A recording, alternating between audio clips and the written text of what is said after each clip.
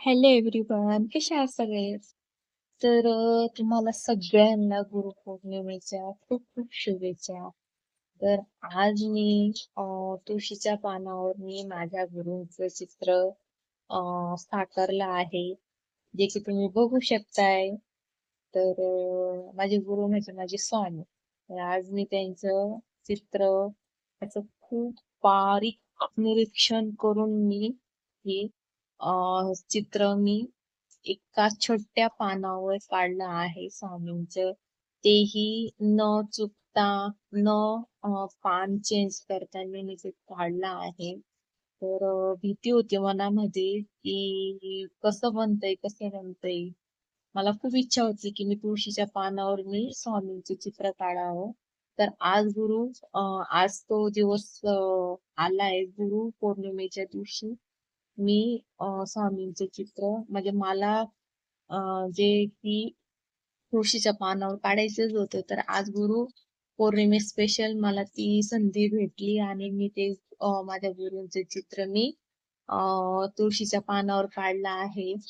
भीती अशी होती की जर काही चुकलं तर याला खोडता येणार नाही किंवा मग काहीच करता येणार नाही बुवा. एवढंसं पान आहे आणि त्याला आपण आय होप की ते खूप छान बनलं.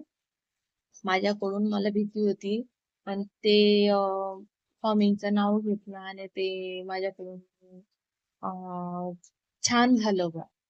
कुठं चुकलं नाही, काय नाही. तर ती प्रतिमा मी तुळशीवर खूप छान प्रकारे काढली आहे, जे की तुम्हाला दिसतच आहे. तर जी काही माझी इच्छा होती ती आज कंप्लीट झाली. मला इच्छाच होती की तुळशीच्या पानावर मी असं छानसं स्वामींचे चित्र काढावं आणि ती आज पूर्ण झालीये आणि ती तुम्ही बघू शकताय.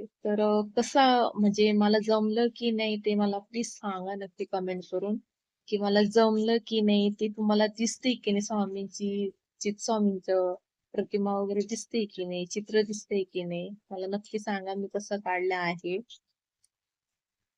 तर मला अशी भीती होती, की जर चुकलं तर मग खोडता येणार नाही बुवा. मी काही सीस पेन्सिलने वगैरे काही आपण काढत नाहीत. आपण 10 वेळा खोडावं.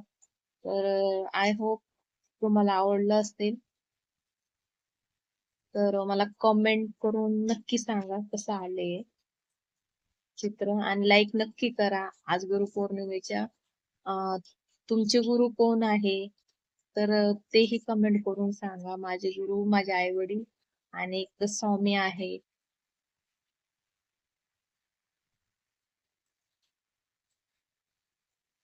आणि सगळ्यात महत्वाचा अजून माझा गुरु, माझं अनुभव आहे जे की मला जेही माझ्या आयुष्यात चांगले वाईट लोक जेही आले त्यांनी मला त्यांचे चांगले अनुभवही मला आले आणि वाईट पण आलेले आहे.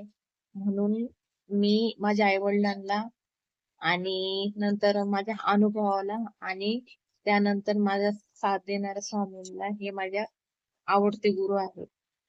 कसं वाटलं सांगा.